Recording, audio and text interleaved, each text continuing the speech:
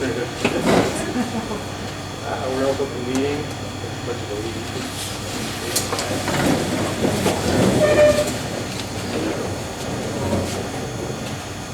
Allegiance to the flag of the United States of America, to the republic for which it stands, one nation, under God, indivisible, with liberty and justice for all.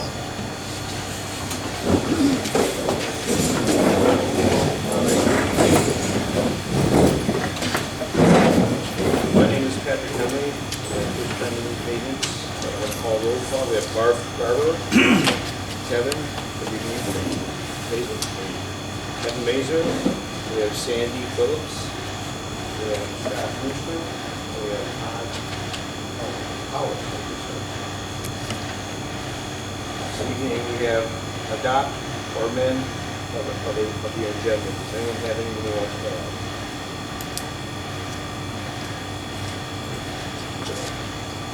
You need a motion. For support. Motions like that?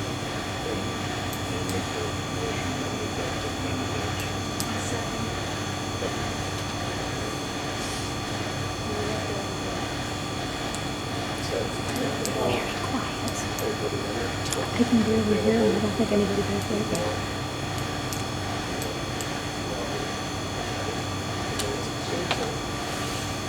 Oh, first time? Just say all in support. All in support? Aye. Opposed? Opposed?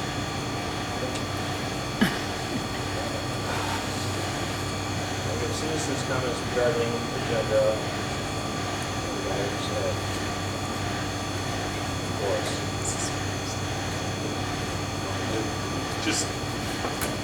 My name is Al Francis. I'm going to kind of jump up for a second. I'm the city attorney for Memphis. I think this is a board that maybe doesn't meet all that often or has some inexperienced people.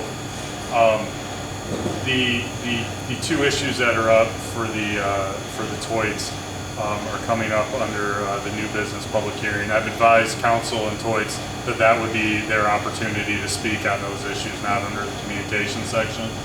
When we get there, if this board would find it helpful, I wouldn't mind giving just a summary of what the conditions or what the elements are that this board is supposed to consider by law and under the ordinance. But I'll do that when we get there. I didn't want everybody to think we were just going to stay quiet the whole time, but I'll wait, and I think Toits is going to wait until we get to that section. That's okay. Yep. So, under communications.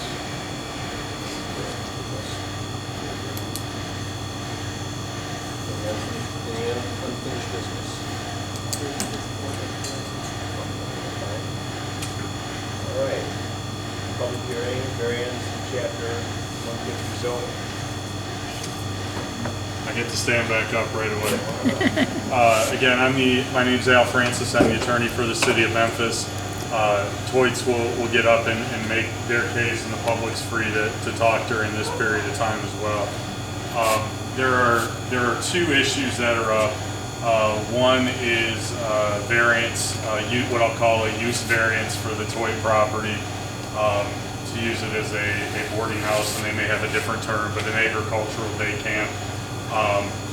That's the first issue, the variance. The second issue, this board also has the authority to review decisions by the building inspector. So there was a stop work order that was issued. That'll be the second part that we talk about in the public hearing. But this board has the ability to decide or overturn a decision of the building inspector that they believe to be an error. They're sort of tied issues here because they all involve the same property. But the law is very clear on use variances, both in the ordinance and state statute and case law.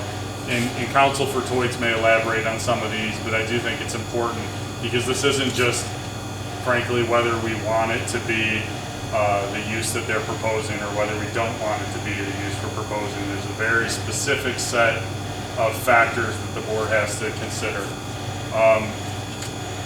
And I apologize for reading, but I want to make sure I get the language correct. The the overriding theme is whether the zoning ordinance and the use that's allowed is an unnecessary hardship for the property. And when you're looking at that, the factors you are to consider is whether the property cannot be reasonably used for the purpose permitted within the zoning district, which is a C1 commercial overlay district. The circumstances giving rise to the variance requests are unique to the property and not general conditions of the neighborhood itself. The use authorized by the variance will not alter the essential character of the area, and the applicant's problem leading to the variance is not self-created. Those are things that you're looking at when you're determining whether this is an unnecessary hardship. Again, whether the property can be reasonably used in the district as permitted, whether the circumstances giving rise are unique to the property in general or the neighborhood itself. The use authorized by the variance will not alter the essential character of the area or the neighborhood, and the applicant's problem leading to the variance is not self-created. The ordinance provides other factors and criteria that you are to consider.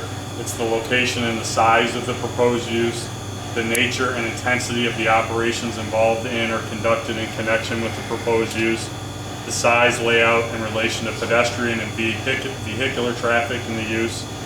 The assembly of persons in connection with it will not be hazardous to the neighborhood or be incongruous therewith or in conflict with normal traffic of the neighborhood. You can just consider that the impact on traffic and whether it's a significant impact on the neighborhood. Pedestrian traffic is another thing you are to consider under the ordinance. Location and height of buildings, the location, nature, and height of walls, fences, and the nature and extent of landscaping on the site. The nature and location, size, and site layout of the uses shall be such that they are harmonious with the district in which the situation and the use is proposed.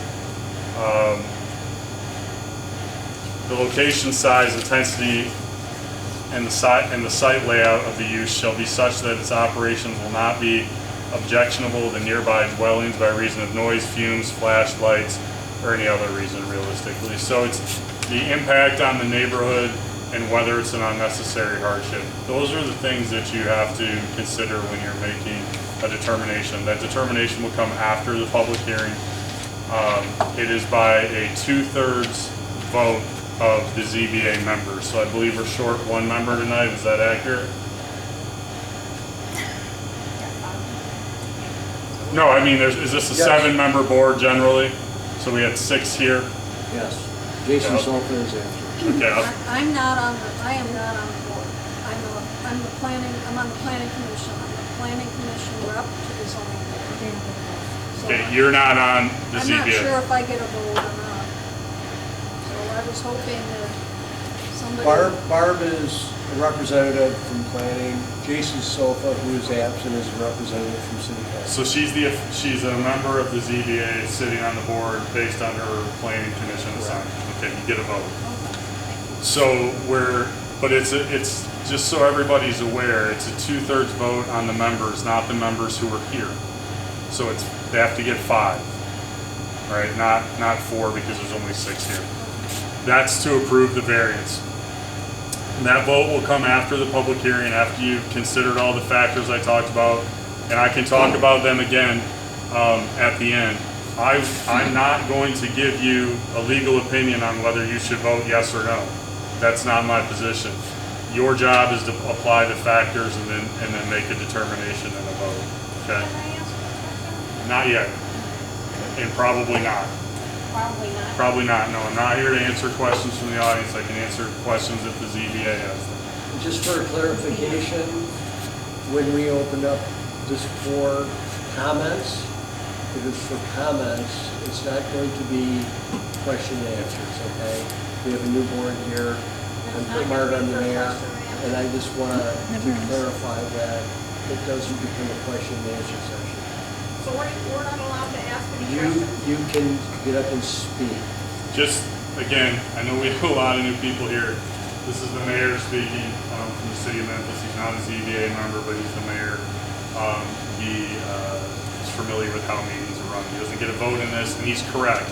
Public comment, public hearing is an opportunity to express your opinion to the board. That's what it is. It's not a give and take Is that by situation. Memphis? Pardon? Is that by Memphis? No, it's just generally how meetings work. No, not in Alton. Okay. We get to ask questions and get the answers. Well, you can do it differently, but I'm telling you, generally, it's a time to present your opinion to this board and your comments on the proposed This bill. isn't a zoning board of appeals, this isn't a council meeting, this isn't a planning commission meeting. This is just a zoning board of appeals. So, In Alton. Well, this is how, I've been on this board for, I can't tell you how many years, and this is how it's always been. Where you guys there voice your opinion about what is being asked for us to change, and what you feel about it. How do we know what they're gonna do if we don't ask? Because they're gonna be telling us. the other thing that I wanted to point out, and this is important, I think, for Toit as well as for the city in general, it should not be, we listen to everybody, and then someone says, I want to vote yes to approve it or no to disapprove it. There needs to be a discussion and the reasons stated based on the factors I just said, because council will need a record if they want to appeal, and we can't go to the judge and say, well, it was obvious. We need to have an understanding as to why the vote was made. If you think it's going to cause too much traffic, that needs to be part of the record that's made here today. Okay? That's it. The issue about the stop work order is the other issue. It's also subject to a 2/3 vote. There's not factors like there is in the variance request that you have to consider. It's whether you determine by a 2/3 vote there was an error in any order, requirement, permit, decision, or refusal made by the building inspector. Again, you're gonna hear about that, and you're gonna make a determination on whether that. So I will let Toit speak, and counsel for Toits may correct me on some things, or if she has a disagreement, that's perfectly fine. I'll come back at the end and we can repeat the factors that were considered. I wanted to do this because I know that these issues don't come up to the board much, and frankly want to make sure it's handled correctly the first time.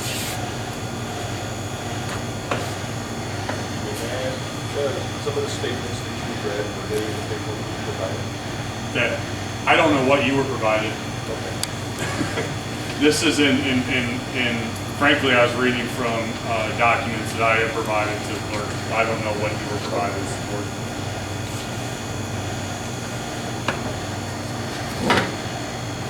So aren't they gonna speak then? Go ahead. Sure. And if you guys don't have a copy of the ordinance, I have one, and I'd be happy to give it to you. I've got it written down, but. Yeah. Yeah, sure. Oh, yeah, sorry about that.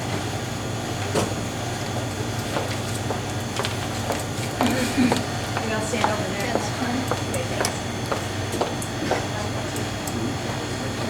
thanks. And I was gonna say, I do have one copy of the ordinance that has those factors that your attorney talked about.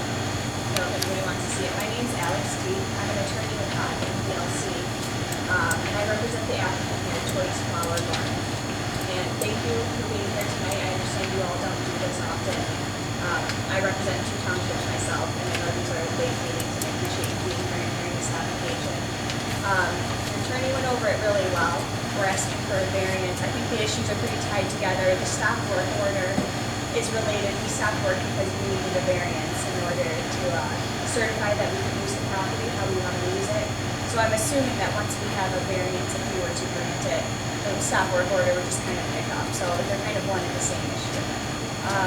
So where we're at right now, my client, Toits, and Robert Toits is also here to answer any questions that come up or any concerns you may have, but we're requesting a use variance. This property is located on Main Street. It's 80375 Main Street. There's formerly a funeral home. You all may be familiar with it. It's set back from the property pretty well. Big parking lot, nice looking building, right off your Main Street. I saw it when I was driving in today. And it's a unique property because it's situated in the C1 commercial overlay district. And it's right off Main Street, as I've said, and it's zoned commercial, but it's surrounded by residential use. So it's pretty, interesting and peculiar property.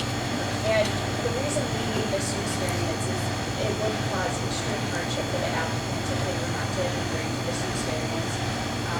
As I stated before, the property was formerly a funeral home, and the top floor actually contained a residence. And so you've got this weird property that's a light commercial use coming off a commercial district, surrounded by residential, and then half the property was actually used or renovated for residential use. So without doing extreme upgrades or doing a bigger zoning change on this property really can't be used for much more than a funeral home or an RCAP place, an agricultural daycare. When I talk about renovate, I talk about either a significant zoning change or I talk about having to really redo that property, do extensive site improvements to accommodate a more intense commercial use, for example. So if somebody wanted to come in and do a more intensive commercial use or a use that would be permitted in C1, they'd have to redo the parking lot, the traffic, something to accommodate, more use of that site. In addition, as I've noted before, it's residential around there.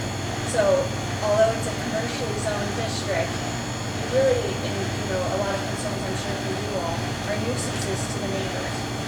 We don't want to be a nuisance. I know Robert Toyce does not want to be a nuisance to the neighbor, but it just kind of goes into the unique nature of this property and the particular hardship it would be on the client. The applicant here who owns this property has made significant renovations to kind of keep this light commercial use that is otherwise not going to be increased traffic on the neighborhood or otherwise cause big disruption to the surrounding area. So that's the property in general. And the other thing we want to consider here is again that this beyond just what you all decide to zone,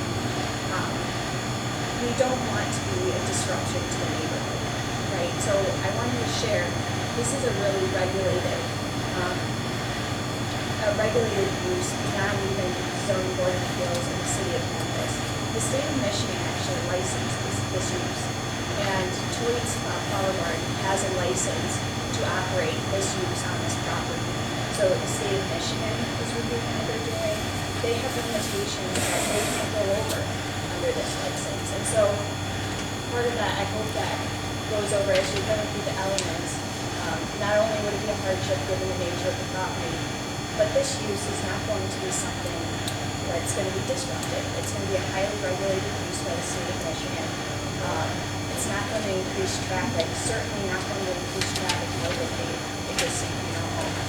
It'll probably be less traffic, but the difference with the funeral home is that it might add actually to the commercial nature of the area.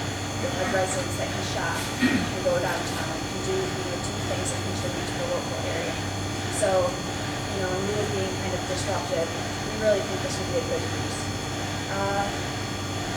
And then I think the other thing that we just want to address here is that they've got a good track record. They're a good business, and I think there's something we want in the community. As I noted before, and what your attorney has noted, if we meet the requirements of the elements of the use variance, both under your ordinance and the Michigan Zoning Enabling Act, you're entitled to a variance. And again, I understand this, there might be concerns from members of the community, and we'd love an opportunity after you all speak to, I'm sure Robert Toyce would like to address you all, and we can talk about, ways to make sure that we're a good neighbor if this use variance is obtained. And the last thing I'll say is they want to be here. They've already expended significant resources. The property's been being upgraded. It looks great. It is set back from the main road, so ultimately I think this would be a use that is really a benefit and certainly not a detriment to the community. So that's all I have. And then, Robert, did you want to say anything? Okay, all right. And we'd love a chance to, address you all.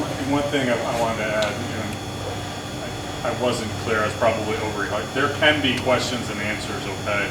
It's not designed to be a question and answer session to the ZBA board. If you have questions and they would like an opportunity to respond, they're free to do that at the end. But the idea is you can get up, you make your comments, you make whatever comments you want. They'll get a chance to come up and address all those. It can't I don't want it to spawn into a huge ZBA yeah. question and answer session. Yeah. You know, you're free to ask questions about the project, and they'll have an opportunity to get up and talk about that when it's over. Right now, it sounds like you're for, not for the residents, but for the city. You're like siding with them. I don't get a vote, man. Yeah, it sounds like you already have. He's a representative of the city. Yeah. Do you want to be able to ask questions Are you or not? representative of the residents or the, some businesses trying to come in? The city of Memphis. He is a representative, he's a counsel for the city of Memphis. Trying to make sure this meeting's conducted properly. I don't get a vote. And frankly, I don't know where the citizens stand, so I don't know how I could be on either side. All what you Well, read thank- was for them, not for us. I do have some questions. Okay. I don't know if I asked you or Mr. Floyd or. Yeah, absolutely. We'll take a And shot. then you can probably answer. me. Yeah, if you ask, we'll Okay. see what we can do. Why was this variance not applied for before all the money was spent renovating? Yeah. Why wasn't this done before the property was closed on or right after or? Yeah, absolutely, and I think that's probably the normal course of a lot of things. There's a lot, I think in a building situation, I recommend a lot of people, and a lot of developers and builders, I know sometimes the situation, but I think our applicant Toys went in, they spoke with the building official extensively actually, and I'm not sure how it's done here in the city of Memphis, but I can say I think there was some reliance on the fact that the zoning was good. This is a commercially zoned property. This commercial zoning district actually allows for things like, bed and breakfast and things. I think there was some indication that this is a pretty consistent use in a funeral home, already had half the residents.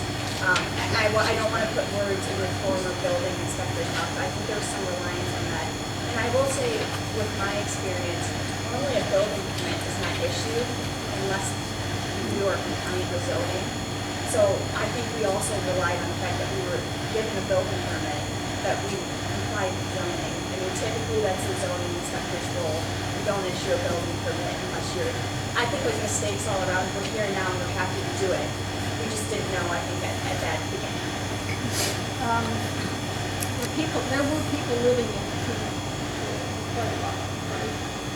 That's, Okay. okay. I'm wondering where they went. Well, Do there, they have another license for another work home or? yeah. Well, the season ended, so they actually went home. Pardon me? The season ended, so they went home, so it kind of, timing-wise, when we were talking to the city to get the guys out of there, it was time to go home anyway. Okay. Weren't you being served papers all summer long though? No, one time. Just once? Yes, ma'am. I don't remember the exact date, but there was one paper that we got, and we moved the guys out within 10 days after. Okay. All right, so, and then in the letter, it talked about around 20 people living in there during the season. That's correct. And then there might be less than 20 or still some. Who are those people?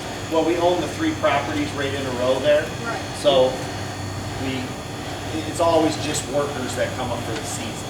As far as which people they are, we don't have like names. No, I mean, but, so are these people here on a work visa? That's correct.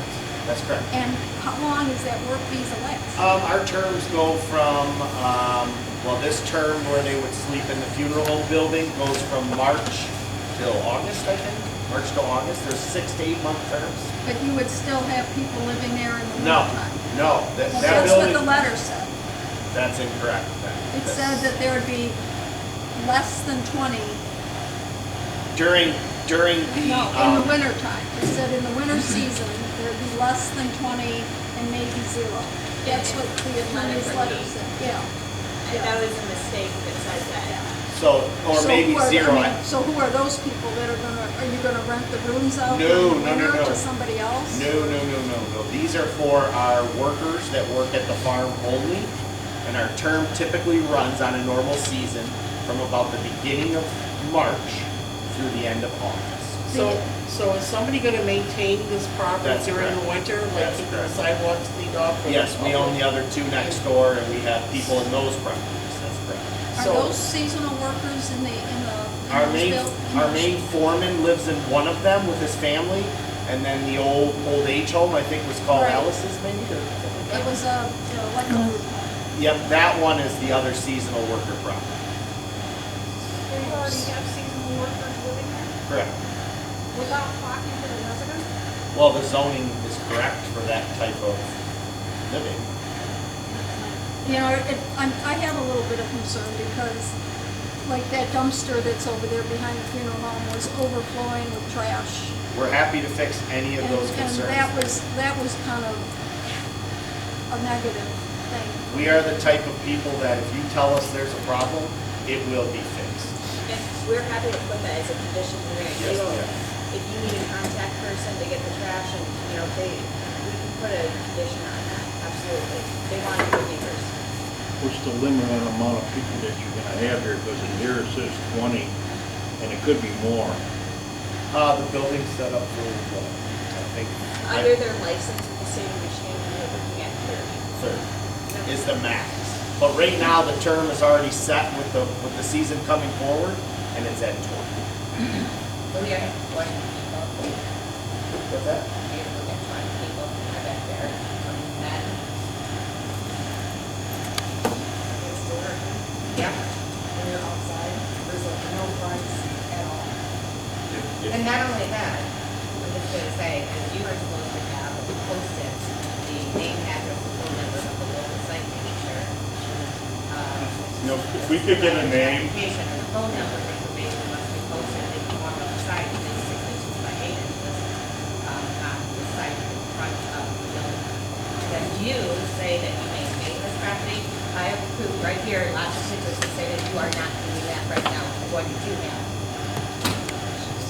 Can you please stand up, because we can't. We can't hear you. Yeah, whenever anybody I talks, can't you need hear a somebody word to you're stand saying. up. I can't hear a thing. If you want to make a decision, you're gonna have to come up here and say something. Yeah, so if we could have anybody who wants to speak, come up to the front and state your name. They're recording this, and it's important that we make a record of who it is and what the comments are made.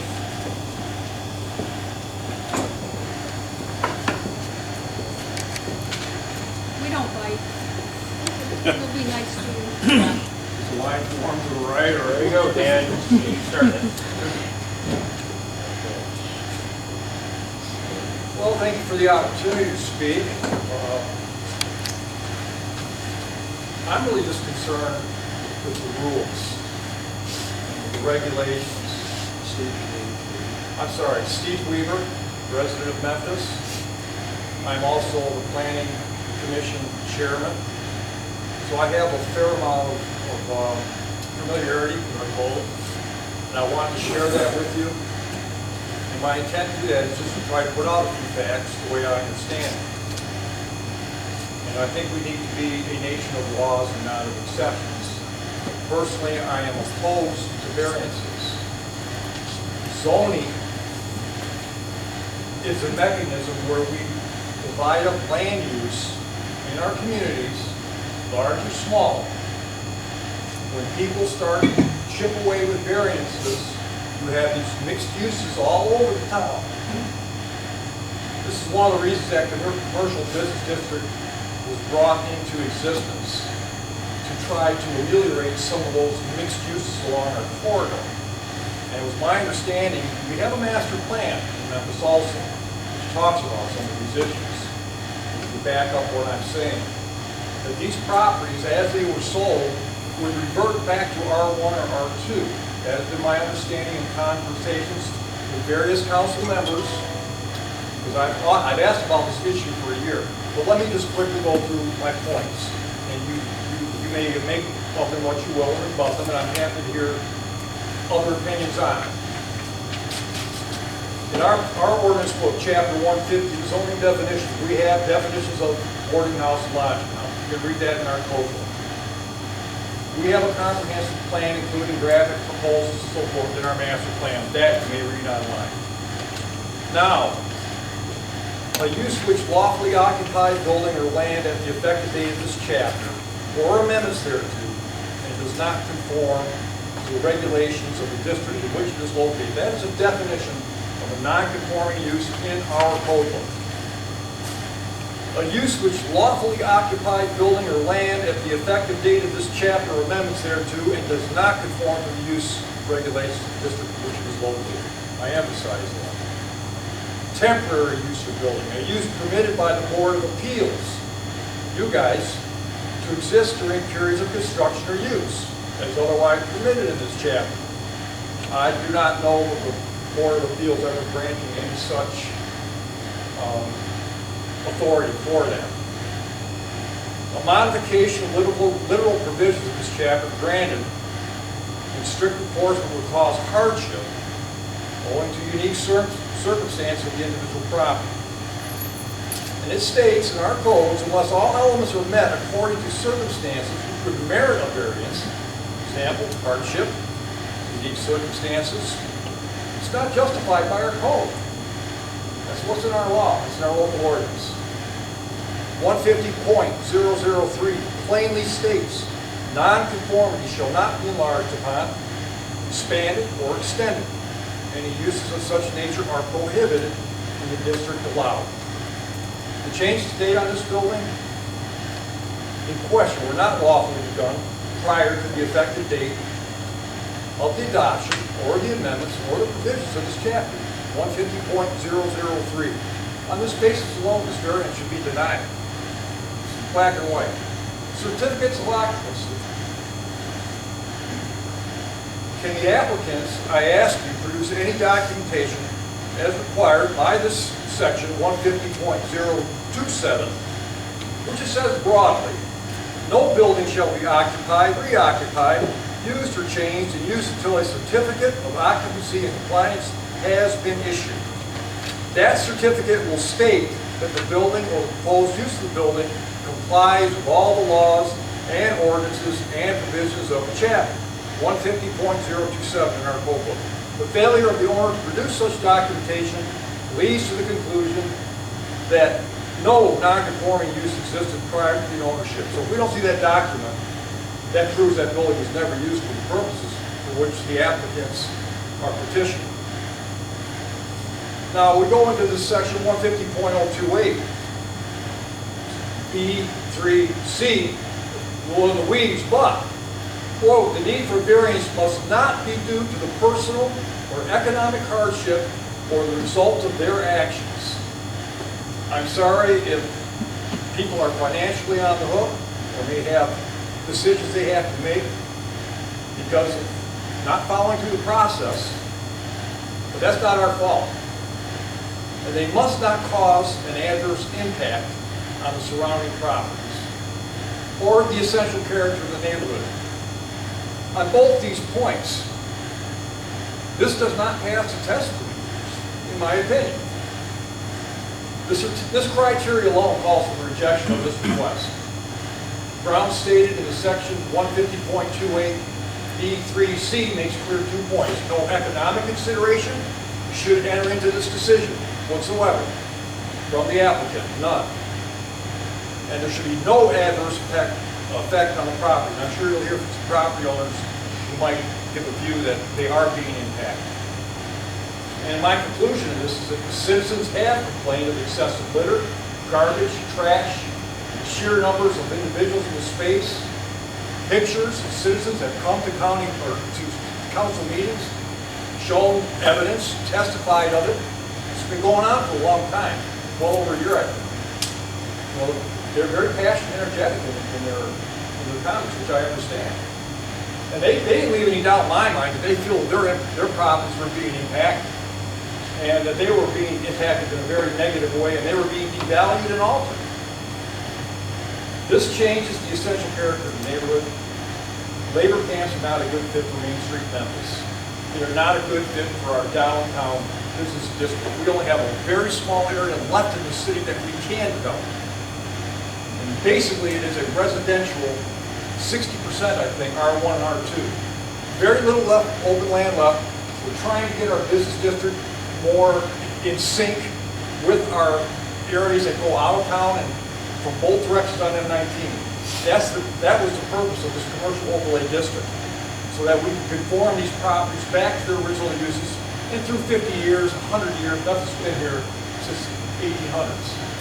a lot of things that get topped up. We have a church, we got a dairy queen, we got apartment buildings, we have single-family homes, we have duplexes, all on this stretch. I do not want to see a mix of a labor camp thrown in there. No animosity, no heartburn over the businesses you were trying to promote.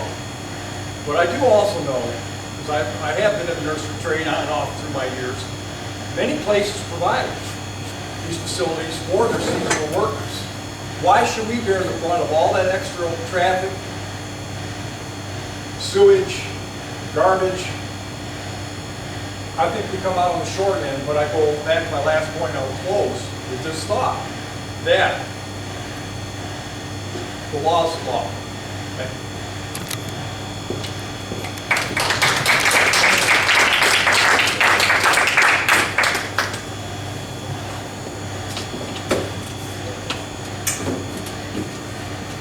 And I want to give the council members those portions I cited so you don't have to go through the code book if you are going to deliberate on this, just so you don't think I'm pulling them out of my hat.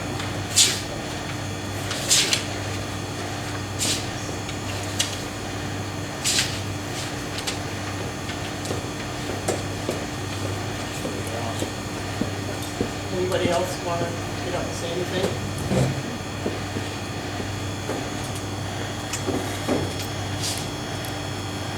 Alright, we're at 34829 Saban, and we are vehemently opposed to this type of housing project in our town. It will be a hardship for us if this comes to it.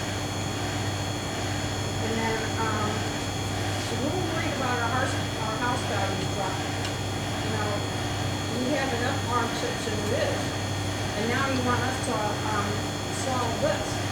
You know, that's not right. You know, the residents of this city are the heart of Memphis, not all the big businesses trying to come into this small town. This is a small town. It's supposed to be a nice place. It's not supposed to have all this movement, you know. And we didn't get a chance to vote on this. Why not? You know? We should have had a chance to vote. This does not qualify for zoning variance or exception by Memphis zoning ordinance. It does not. You can have all the words and crap, but it doesn't.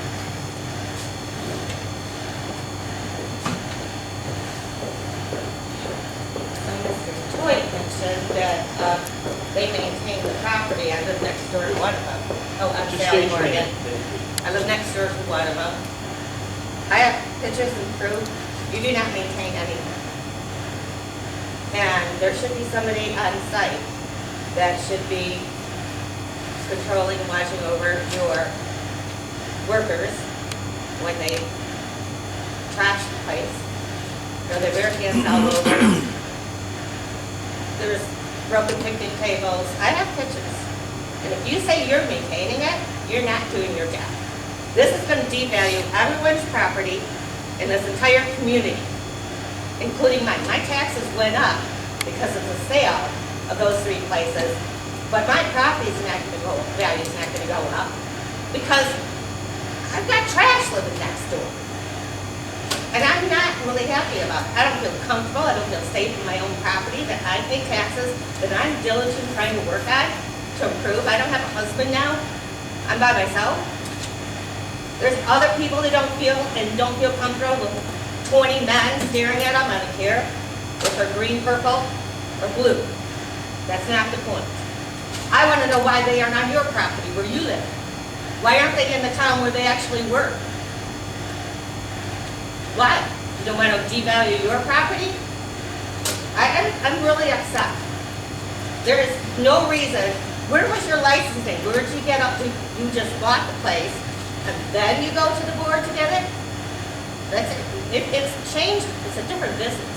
It was a LS assisted living that had two people there watching over all of their residents.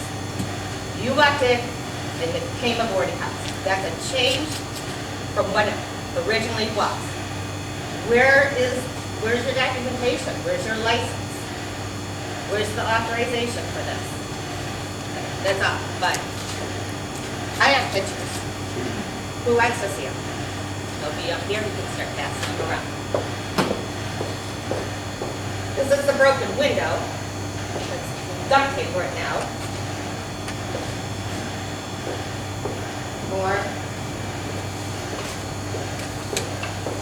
More, and then you can just keep passing them around, and you're welcome to keep up, so you have proof.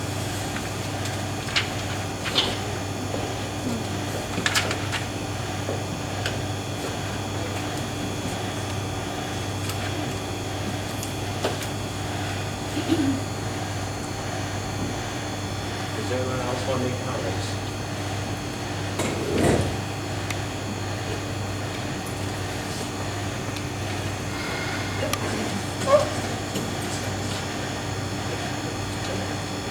I'm Leslie Hemling, and I am a Main Street homeowner in Memphis, and also on the planning commission. Again, my understanding is Steve told us about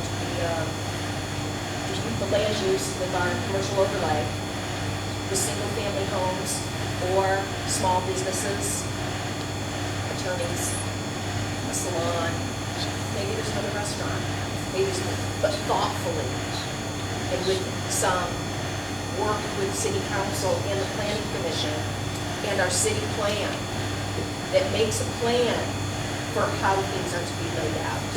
Not just willy-nilly, let's put this in, let's put that in, let's do this, and then we end up with a mess. It's thoughtful planning that we need. I'm not opposed to having a group home, but and we can cross that bridge as to where it gets placed in Memphis. But it's not to be on Memphis Main Street in the commercial district overlay. That's not what the plan entails. If that's what we're gonna do, then it could just be anything, and what anybody wants to put on Main Street. So I'm coming from a more of a standpoint of the aesthetics and what we're striving for, and what we want Memphis to look like and feel like. And I don't think having a transient population on Main Street is the look that we want, is the feeling that we want as you drive through Memphis.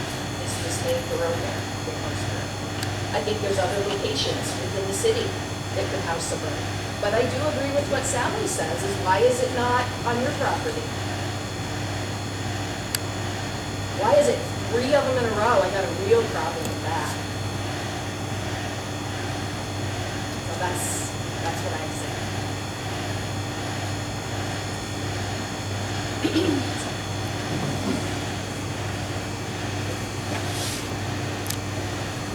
Hi, I'm Doug Peltier, I live on Satan Street. Actually, the 3 properties, the back of their backyards come up to the side of mine. And everyone that spoke against it is pretty much right on. They're not very well maintained, and you kind of lose, I think it was called the neighbor characteristic or whatever. Because we can't even sit in our backyard without a bunch of people coming out, sitting in their chairs and staring at us. We go in houses in the garage, and the trash from the dumpster, that could be done, but it still blows to the field. Or in my yard, I picked it up. I don't think it's a good fit for Memphis.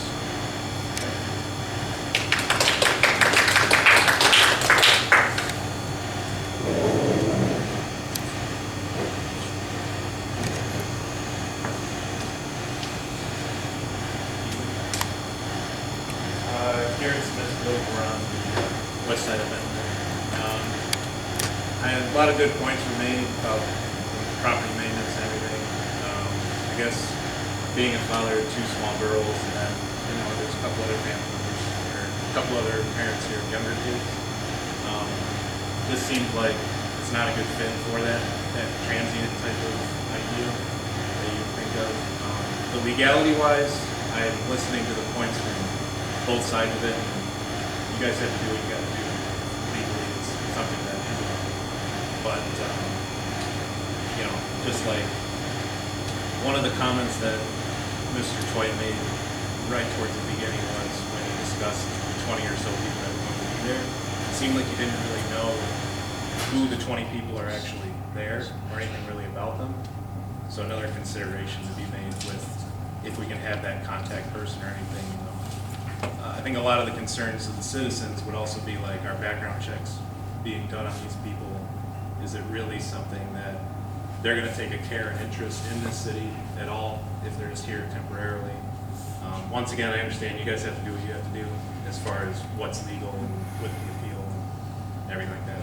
But if we're allowed to make the comments, that's what I would say is, you know, I would be more okay with it if I had more of the assurance that you actually knew who was going to be in there, you know, what their rules were. Maybe if we and the citizens knew, like, you know, you're there as a labor work camp, well, how much freedom, I guess, or whatever is in your terms or what your contract terms are, kind of thing.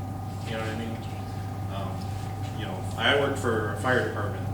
There's certain things that even though I'm not on the clock right then and there, I can't go out in my uniform and make a fool of myself. Or, you know, so those are just kind of more the issues that I have as a dad raising two girls that are going to have to walk past those properties to go to Dollar General or the Arctic Queen, or, you know, which we really enjoy doing. So those are my concerns, and I'm sure that's the concern of a lot of the parents that actually live right there next to those properties. So, thanks.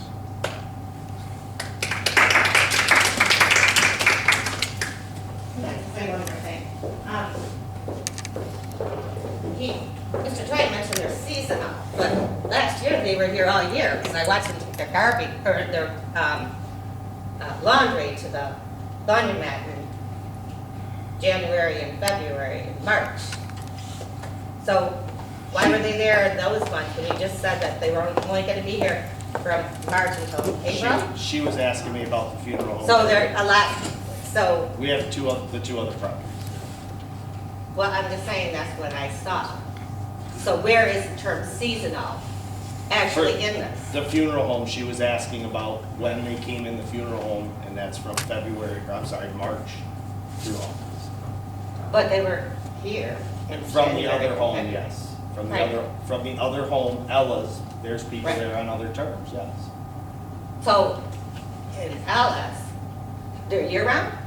No, different term. They're there at different times of the year. I don't have those specifics with me. Okay, there was one more thing. Did you pull all the proper permits prior to your purchase? Because that's something that was legally supposed to be done, being that you are a business person. You were knowing that. There was plenty of building permits issued by the city. Prior to the purchase. I didn't know you had to pull a building permit. You've prior been in to business purchase. for how many years and you didn't know? I'm pretty sure you purchased the property first. No, it and then does you say pulled that they further must, permits. you must acquire a license prior to instituting such use and before you purchase the property. And I think that you really did know that. I think you're just trying to pull something under your sleeve. And I really would like to know why, if you can answer, they're not on your property. Why? Are you afraid it's going to devalue your property? No, ma'am.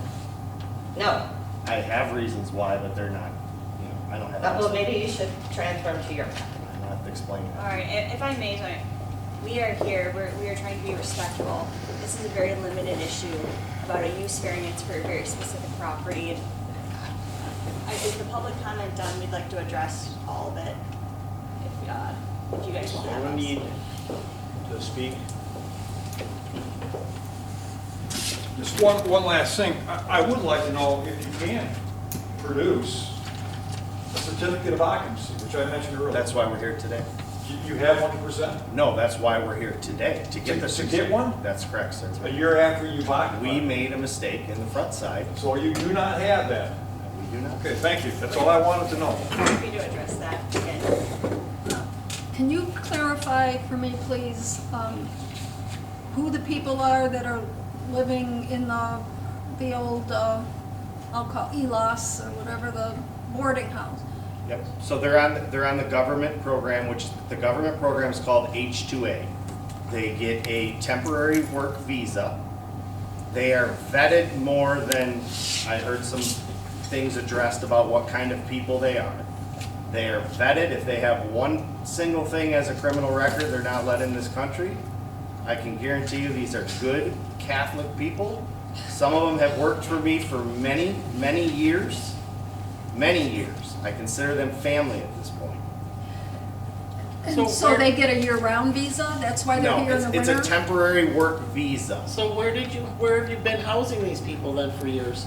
Our program hasn't grown until we purchased the funeral home. We only purchased that because we needed more workers. But you knew how it was zoned when you I did bought it. not, ma'am. My dad purchased that and he made a mistake. He thought he had all his T's crossed. And And we've been working with the prior building inspector. Our Toys was working with them extensively. Not all property, when you buy it, requires a variance. I'm sure you all have bought property, commercial or residential. If you're zoned properly, you don't need a variance. So this is a commercially zoned property. It has very similar permitted uses, and I think your former building inspector also thought, so he issued a building permit thinking it was properly zoned. As soon as they received notice that the zoning was not correct, within 10 days, people were off-site. It was a mistake.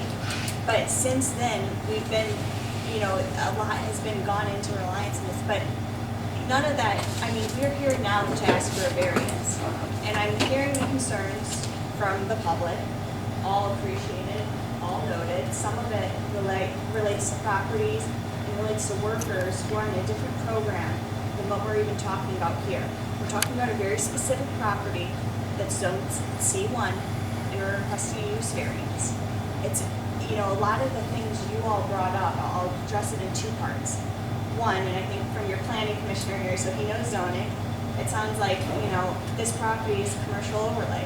It's peculiar. It's got residents around it, and then you've got kind of spotty different commercial. You've got some offices, you've got Dairy Queen, I heard the Dollar General. That's exactly our point in asking for this use variance. This property is a little bit weird. It would be a hardship for anybody to, frankly, it's a funeral home. And without heavy conversion, either from a zoning or building perspective, nobody else can use this property. It is a funeral home. And that's exactly the point. It meets one of the elements for a use variance. This property is peculiar. Now, so that goes into the element of it. And frankly, I'm not sure who else would come into a funeral home. It's set back nicely from Main Street. You get some buffering from the front. It's a nice structure. I know you've all seen it. It's relatively nice and in good shape. And so we really think this use kind of slates you in there quite nicely. But the second set of concerns I'm hearing, your ordinance and your ZBA, we can work on those things. I heard, you said things about safety conditions. We can do all that. And your zoning ordinance for Memphis allows you to put conditions on this application. We want to work with you. We will do it. We hear you've got a weird property that I'm not sure can be used for anything else. And we're proposing a use that is maybe less intense than the funeral home. You can imagine at a funeral, unfortunately, you could have hundreds of cars on multiple times a week. We are proposing 20 to 30 seasonal workers during the season. So if you want a list of names, I'm sure we can get every season when that comes in, we can designate a format. And you get a list of names, you get a phone number of the person to contact, you get the exact months they're going to be here under their program, you get a copy of our state license, and we'll do that for you. We want to be good neighbors and we want to show it. And so if there's been issues, we will address them. Yeah, but they're not gonna be locked in at night. Once they get back to the house. Well, they're free humans. to I would walk hope they're around. not locked in at night, man. Yeah, they're free to Frankly, walk that is around our not a neighborhood. variance thing. That is how you Yeah, feel but that's about what the people we're living concerned there. about, is all these I people hear you, walking in our and neighborhoods. we're trying to get you to the point where this meets a use variance under your ordinance, and I No, think it it meets doesn't. one under your zoning and you No, know it that. doesn't. And unfortunately, because of the mix-up, we have expended a substantial amount of money on this property. That's not, that's your fault. Let her finish speaking. So we're at a point now where a use variance needs to be granted. I'm saying let us work with you on what conditions we can do, making sure that you have Robert Toyd's number on hand trash is picked up, we can do that. And your ordinance actually allows for a temporary variance as well for a 2-year period. So this sounds like it could be something. Let us prove to you over 2 years that this use is right. I'm not sure what other commercial business could grow on this property. We are trying to enhance it so you're gonna have residents buying things on Main Street, going to Main Street. But frankly, those aren't even a use variance element. Use variance element are a hardship on the applicant, which is shown by this property, the peculiar nature of the funeral home property, the fact that it's in a light commercial district that's, surrounded by residents, makes it hard for development. And I think we are introducing conditions to you that show we need the other element. We do not want to disrupt this community. And so we're respectfully asking you, we've heard a lot about the type of people here, and that frankly has no bearing on this use application. So we're here, I have Robert Toits, the owner of the business, telling you he will work with you. So if you want names, you want the exact months they're here, you want the license, we'll do it. You want cleanup regulations, we'll do it. How is this a hardship? How is this, you keep saying it's a hardship. How is it a hardship? Do you want me to respond to that more? I just feel like we're responding, I feel like we've said that over and over again. We're trying to be respectful, we hear you all. Yeah, but you keep I'd like to hear why it's a hardship to you guys. Yeah. Why is it a hardship to you? So like any property owner requesting a variance, that's a pretty standard element under a zoning enabling act. It's a hardship. And so here, you have a property that's strange. And because of the constraints of the property, whether it's dimensional, whether the acreage isn't there to do more, whether the facilities aren't there from a utility perspective, you can't really have a drive-through here. There's no parking lot. There are dimensional characteristics, and there are characteristics about the property that would make it hard to develop for anyone, not specific, to this whole neighborhood. That's typically how it's thought, but I'm not your attorney, and I'm not, but that's a hardship. It's supposed to be a hardship for you. Yes. Yeah, how is that a hardship for you? I don't think I can answer that I feel like I have answered that over and No, over. you keep saying it's a hardship for the She's answered it. I don't think. Can I ask a question, please? If you're talking about hardship to the client, Mr. Weaver brought up that properties aren't supposed to be, variances aren't supposed to be considered on hardships, correct? If you looked at the Memphis documentation, Yeah. you can follow Yeah, of course, I have a copy of your Then ordinance. why are we talking about hardships if So hardships that aren't is supposed to be so an issue? he's saying, if I can clarify, I think he was saying, because we started building, that's not a hardship. I would generally agree with that. That's not what we're saying. We're saying, but it is an element for requesting a variance. You have to show that it's an undue hardship on the applicant. That's an element. He was saying building, because you guys started building ahead of time and now you've spent a lot of money. That's not a hardship. And generally I would think, but we did rely on the township, absolutely, but I would agree with him. The hardship is on the property itself, that the characteristics of the property make it hard. What I'm hearing you say though Prior is to that you this even having property's the not property. good for anything but what you want to get there. But that's the only thing that can go there, so that's what we should do there. And I don't think that's true. That's one reason, and maybe that could be something to consider, yeah. Because I think that's what most people are saying, you can get into things that really don't have to do about variance. But fact is, it's not the right business fit for Main Street as we see Main Street developing. And I hear you from a planning commission perspective, but that is just not under the purview of your zoning board of appeals. And that is not the decision before you. This isn't the planning commission deciding your master plan. But it doesn't one of the aspects that we're supposed to consider is the character of the neighborhood? You can't be a detriment to a neighborhood. Right. And if our plan is to be a little bit more than having seasonal workers, 3 in a row, I'm gonna say too, not just like a single one. I think that is a detriment to our neighborhood in general. And that's why I think it does apply to. Okay. That's something you're considering, correct? Right? I'm not there to. Well, that's what they're I hear they're supposed to consider. So, we want to work with you. And so if there are things we want to talk about, you know, identifying people, getting contact, we'll do that and we can put that in writing. If you want it to be temporary, your ordinance allows it to be a 2-year period if you're not comfortable doing a full variance. We will do that. Let us prove it to you. Even though they need the elements. And we haven't proved anything in the property renting of your residents or your people for workers. So now you're going to make now this new variance. What The biggest issue we've got right now is that we're not talking about all 3 homes. We're only talking about the one. So that's what and the other 2 that are there are legal the way they're going, you know, but the field home one isn't. Are you guys finished? I think we're done. Thank you very I think much it'd be for your time. appropriate to ask Appreciate if there's any more public comment during the hearing, and if not, I'll close the hearing on this portion of the request. Would anyone else like to be heard? I just wanted one clarification. I appreciate your advocacy for your clients. But you're making it, you know, an allusion to this economic hardship, but you're posing that as a hypothetical for somebody coming in and wanting to purchasing the building. The way some people are seeing here, we know that you've invested money, and that's how I'm addressing it. But I don't really see the validity of you saying, well, we're coming to you because, you know, we want to change what you have there because it's a hardship to us, or a hardship to your client or me. I don't understand that line of logic. So just wanted to go on the record and say I disagree with you on that point. Sure. Thank you.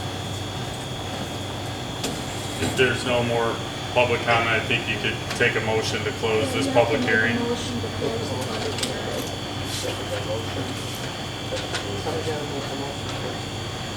I move we close the public hearing. Yes. When you close a public hearing, does everybody leave? No, it's just the public comment stops for that portion of the hearing. But, Hoyt and Lawyer gets to stay? Everybody stays. The meeting's still going. You just can't ask any more questions. Okay.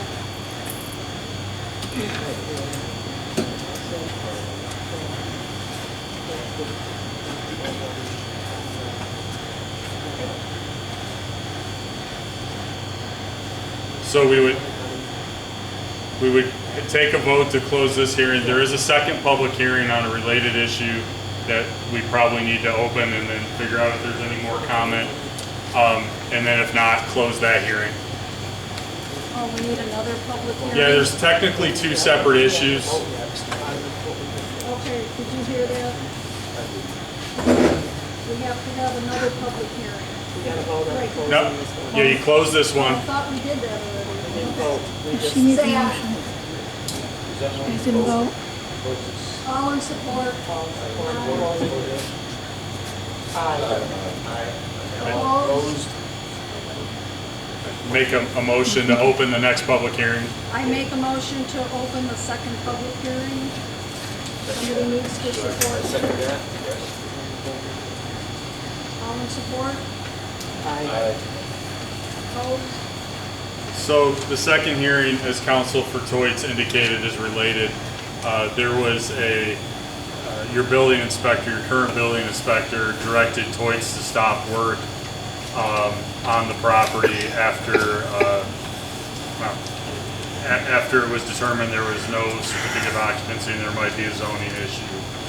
So it's related to the zoning issue, but the question's whether the building inspector erred and you want to reverse his decision to stop work. I don't know that there's anything additional that anybody wants to say with respect to that public hearing, but it's technically going to be a second vote on whether you want to overturn the building inspector's order for them to stop work. Do they have to get the variance before we can? I would think that procedurally it probably makes sense to vote on the variance and then the decision on the building inspector's decision second. But there are 2 separate issues and we're just trying to keep them in order. I am very confused. This is a lot of information coming at us tonight.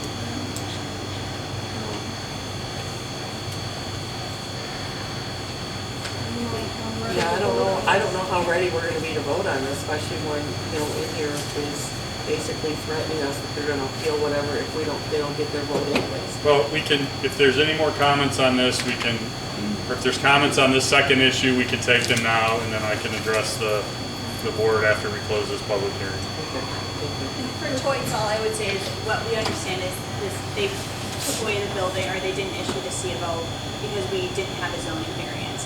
So assuming you granted variance, we imagine they'll allow this to proceed. So we see them as tied together, that's all, just assuming that the I variance. understand that part, but you can't say they go in and keep the building when you don't have it there. Well, and she's Well, suggesting right. if you don't approve the variance, the second Then one the would not be second one- approved as well. Yeah. Is that the only reason they put the stop order in? Is that, I would Hey. appreciate if you would speak. So now, can you, I assume that you're going to ask the question of the building inspector, whether we believe or that's reasonable. But that's something that- Yeah. Go ahead, if you have something to say. My name is Mel. I'm the building inspector. So I'm the term, that's politician. It's my understanding that that building was occupied and started construction without the building permits. That's how we were approached, that they needed a building permit. We started without a permit. Started some applications, turned them out, soon that the zoning was properly right. But evidently there was an issue. When I took over, it brought to my attention people living there in a construction zone and no occupancy permit. So we were asked to approach it and investigate. The gentleman there, the construction worker, walked the street completely. It appeared to be everything that people live there, at least 8 people probably living there. And there was not building under construction in this device. When was that? I don't have the exact date. I mean, was it this summer or last It was, summer? I think in the spring, because the snow had just gone off. Okay? You mentioned they left there because their seasonal work was done. What could have just been started. Not our business. Anyway, in my opinion, that property has always been, if you go up there as a kid, there was that funeral home was started by a family who lived in the back, single family, run the funeral home. Always was an R1. There was never multiple family. It is a non-construction use. Okay? And then it's not made to design for the volume of people that plan on putting it in the cuts. How many years talking about doing? One. 230. Okay. Up to 30. Okay. This year. But the plans that you give me show that the building's capable of going up to 60. That's the way the state of Michigan stamps it, but that's not by our rule. It says occupancy load each room upstairs. One room has 27 cots. That's because that's the way the state of Michigan sets these terms up. They actually say that Ella's, the other one that we own, can hold 35 people. We only house 20 people. Now, in my opinion, I think that's, you always know when somebody gets a foot in the door, you forgive them and just finish it. And in regards to the permit, I stopped it because they were living there, bad conditions, rooms upstairs were not really safe for occupancy. There's still studs in most of the rooms. And rough fun. The only people who left is because we wouldn't stop working.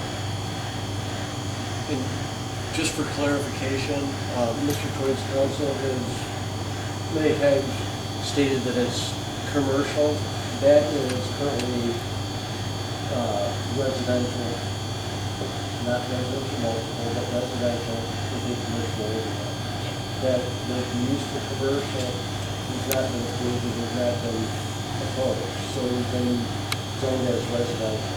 So even though it was used as a funeral home, it was zoned as residential, single family residential. So your zoning map, and I don't want to correct, your zoning map, it was at a C1 and your Well, attorney is C1, told it's you a it's C1 overlay. So if you Understood, but look there's at my permitted. house in the corner here, had the C1 overlay. So, but it's currently zoned as residential. Understood, but under permitted uses under C1 overlay, there's still the funeral home listed, and that's what we're requesting a variance for. And the fact that it is residential, I think goes to the point, they were using it in a way they thought was consistent with the zoning ordinance. Your building inspector just said on the record, the prior building inspector also thought it was compliant. They were trying to do the right thing. Mr. Toitz is also saying that the way that the state of Michigan stamps the plans, you have to have more, you show higher capacity. They have a license that only permits them up to a certain amount. These are all outside the scope of a use variance. I just want to be clear. I mean, there's a lot of back and forth over what happened and how we got here, but we are here and we are trying to do the right thing. How did migrant housing get here without any of us knowing? They just did it?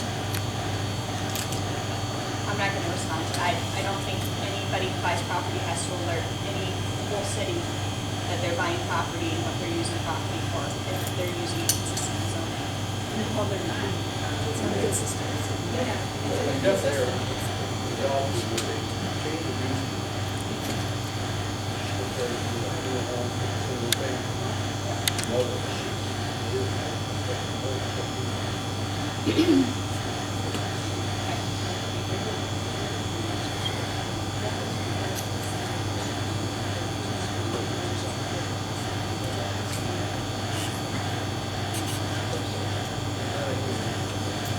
I think it's appropriate to see if there's any more additional comment, and if not, close this portion of the meeting. Anyone For the else hearing. have any comment? I move that we close this public hearing. Seconded. All in favor? Aye. Opposed? So now, if I may, I wanted to go back over what the factors were now that you've heard the comments from everybody. And I'm going to focus on the variance issue because that's the primary one. We've heard a lot of talk about hardship and had questions about hardship, and that's what I want to focus on. So the key to evaluating any request for a variance is whether the applicant can establish what's called under the law and what's called under your ordinance an unnecessary hardship. There's lots of case law on it, but what the law is that in order to establish an unnecessary hardship, the applicant must demonstrate with substantial evidence the following. 1, the property cannot be reasonably used for the purposes permitted in the zoning district. 2, the circumstances giving rise to the variance request are unique to the property and not general conditions of the neighborhood itself. 3, the use authorized by the variance will not alter the essential character of the area. And 4, the applicant's problem leading to the variance request is not self-created. Those are the 4 primary factors that this board has to evaluate when looking at a use variance request. And in order to grant the request, the applicant has to demonstrate those factors with substantial evidence. So I think it's appropriate now if the ZBA wants to entertain a vote one way or another, but there should be some discussion focused on those four categories, one way or another, voting yes or no. Where's the rest of us come in under this thing? You're saying Excuse me. we don't matter? The public hearing is closed. Are we allowed to deliberate? Absolutely. Final motion to deliberate?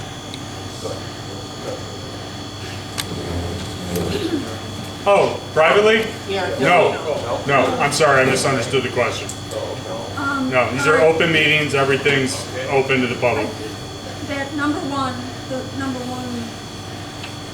second phrase. or Property paragraph. cannot be reasonably used for purposes permitted in the district. Okay. I wondered why the attorney kept bringing that up, and now I know why. Because in my mind, that property could be used for a lot of things other than work camp. Well, I'll help. I'll read the uses that are permitted in a C1, which is the commercial overlay. These are permitted uses without any special use request. Personal service establishments such as repair shops, watches, videos, television, shoes, tailor shops, beauty parlors, barber shops, self-service laundries and dry cleaners. Retail businesses which supply commodities on the premises such as groceries, meats, dairy, baked goods, drugs, dry goods, clothing, hardware. Office-type businesses related to executive, administrative, or professional occupations. Private clubs, lodge halls, rental halls with or without catering facilities. Funeral homes, commercial recreation facilities such as health clubs, bowling alleys, billiard halls, indoor archery range, indoor tennis courts, skating rink, and the like.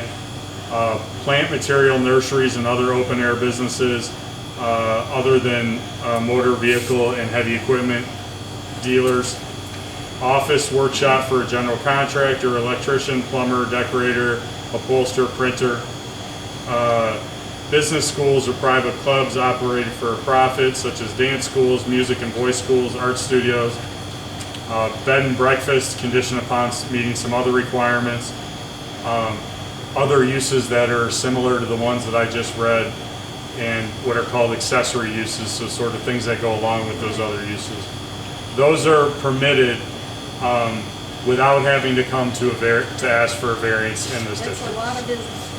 That's a lot of possibilities. Law firms, doctor's offices. They have a doctor's office in New York.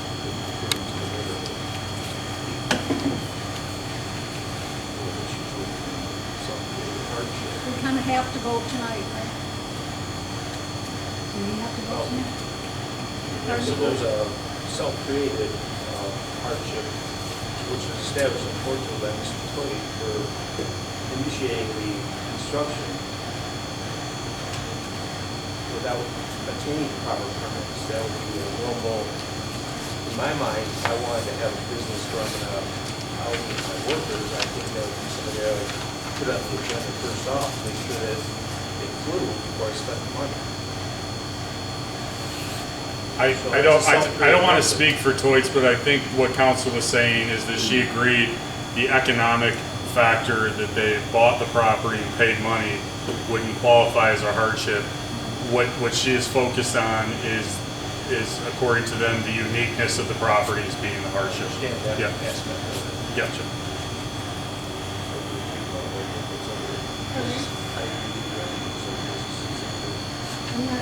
I'm not seeing number one being an issue. That's my opinion. If I, reading that element, the element is that it can't, without a use variance, we can't use the property. Not that it can be used for anything else. That's the standard, it's that without a variance, we are not able to use the property is the first element. And I think you're thinking just because it can be used for anything else, that we don't need it. That's not what the standard is. We can't use it without a variance is the first element. Well, you mentioned more than once that that property is so unique that nobody else would ever want it. Well, I can't agree with that when he just read 30 or 40 different uses that property could have without even needing a variance. I'm just looking at the facts here. It very much concerns me that there were people living in there without a building permit and during construction. That makes me wonder down the line what else is going to be violated or what else is not going to be conforming to. It's very concerning. And then when I heard Mrs. Morgan saying what she had to put up with also, those are real concerns. But the legalities, or whatever you want to call it, is I don't think that those four issues have been satisfied. I don't know what everybody else thinks. My biggest issue is, it's already all been zoned, it's on, it's what the city has set up already for the different areas of town. And if we start with a variance like this, then next year is, 3 houses down from there want a variance because they want to do something else that, and then the town's in a mess where we've already set up a planning for the areas and what can and can't go in the areas to keep the town somewhat organized. And that's where my issue comes in. I agree, I think we already have a plan for the city, there's already zoning out there for that. I don't know if we need to adjust the zoning without consideration of other involvement. And I find a lot of evidence here of permits not going to property, zoning disregarded, people living in the house or in the facility under construction. There's a lot of issues here, not barring the personal opinions from the residents. So I think just alone in those facts, that this issue hasn't been handled properly from the start, and I don't think we need to adjust at this point when we already have documentation on our city planning for what it's used for.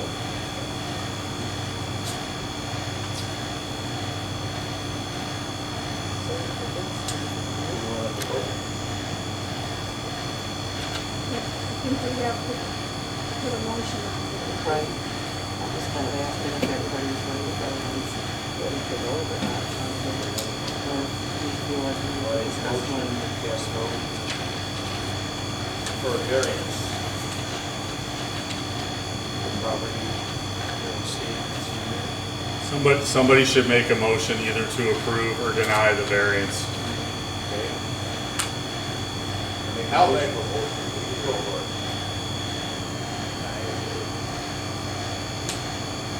Second that. No, I'm sorry, somebody needs to make a motion either to deny or to approve. You said you did. I'll make a motion to deny. That's it. We should have a roll call. Take a roll call. Yeah, we need a roll call. We need a roll call. Deny.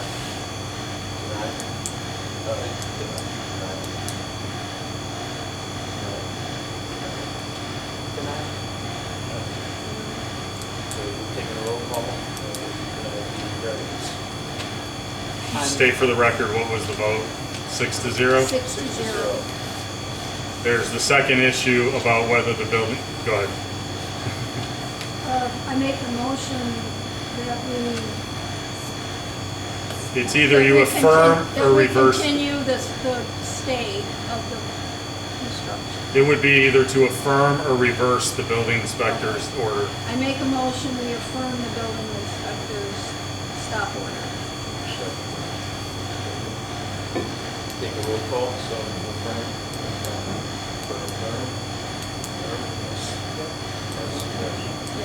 Okay, we've taken a vote to confirm the stop work order, and it's 6-0.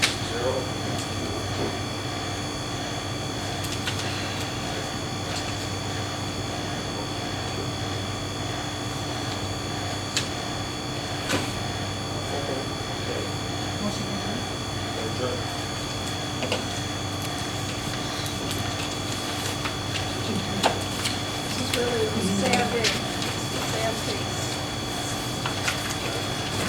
So, It's a matter of people